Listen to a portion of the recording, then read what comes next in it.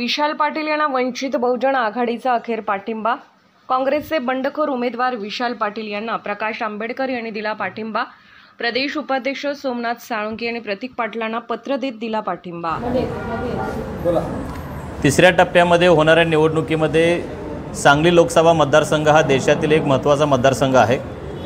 या मतदारसंघामध्ये विशाल पाटील निवडणूक लढवत आहेत।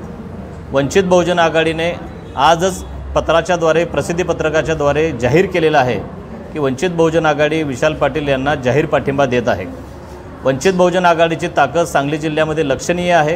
हे मागील निवडणुकीमध्ये सिद्ध झालेलं आहे।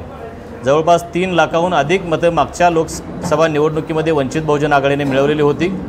ही मोठी ताकद आज विशाल पाटील यांच्या पाठीशी उभी राहिल्याने विशाल पाटील यांचा विजय हा निश्चित आहे।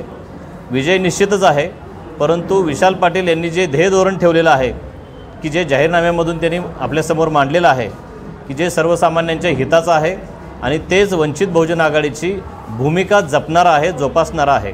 म्हणून बाळासाहेबांनी विशाल पाटील यांना जाहीर पाठिंबा दिलेला आहे। आम्हाला खात्री आहे विशाल पाटील ही निवडणूक निश्चितपणे जिंकल्याशिवाय राहणार नाही।